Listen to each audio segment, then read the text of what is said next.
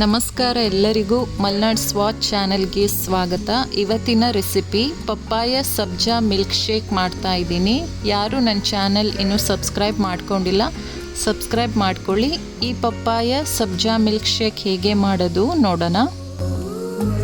ಮೊದಲು ಪಪ್ಪಾಯ ತುದಿ ಕಟ್ ಮಾಡಿಕೊಂಡು ಅದರ ಸಿಪ್ಪೆ ಕ್ಲೀನಾಗಿ ತೆಗೆಯೋಣ.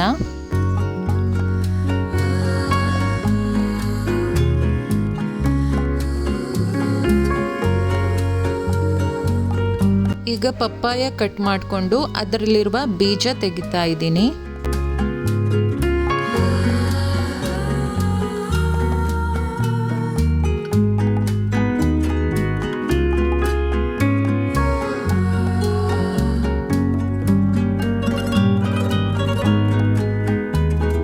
ಈಗ ಗ್ರೈಂಡ್ ಮಾಡ್ಕೊಳ್ಬೇಕು. ಅದಕ್ಕೆ ಚಿಕ್ಕದಾಗಿ ಕಟ್ ಮಾಡ್ಕೊಳ್ಳೋಣ.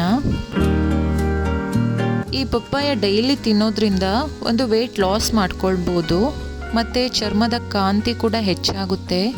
ಹಾರ್ಟ್ ಪ್ರಾಬ್ಲಮ್ಮು ಮತ್ತು ಶುಗರ್ ಇದ್ದವರು ಇದನ್ನು ತಿನ್ನೋದ್ರಿಂದ ಆರೋಗ್ಯನ ಕಾಪಾಡ್ಕೊಳ್ಬೋದು.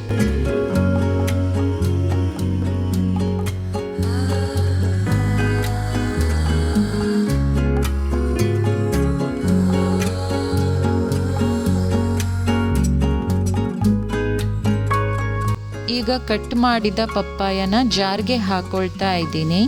ಈಗ 2 ಸ್ಪೂನ್ ಸಕ್ಕರೆ ಹಾಕ್ತಾ ಇದ್ದೀನಿ. ಸ್ವೀಟ್ ಇಷ್ಟಪಡ್ತೀರಾ ಅಂದರೆ 3-4 ಸ್ಪೂನ್ ಹಾಕೊಳ್ಬೋದು. ಈಗ 1 ಕಪ್ ಹಾಲನ್ನು ಹಾಕ್ತಾ ಇದ್ದೀನಿ.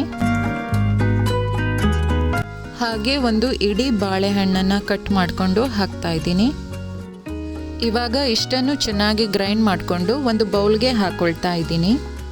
ಈಗ ನೆನೆಸಿಟ್ಟ ಸಬ್ಜಾ ಬೀಜವನ್ನು ಹಾಕೊಳ್ಳೋಣ. 1 ಅವರ್ ಸಬ್ಜಾ ಬೀಜ ನೆನೆ ಇಡಬೇಕು. ಸಬ್ಜಾ ಬೀಜ ದೇಹಕ್ಕೆ ತುಂಬ ತಂಪನ ಕೊಡುತ್ತೆ, ಹಾಗೆ ಇಮ್ಯುನಿಟಿ ಬೂಸ್ಟ್ ಕೂಡ ಹೆಚ್ಚಿಸುತ್ತೆ.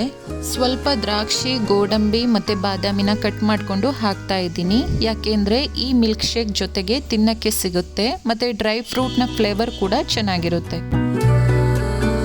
ಪಪ್ಪಾಯ ಸಬ್ಜಾ ಮಿಲ್ಕ್ ಶೇಕ್ ರೆಡಿಯಾಗಿದೆ.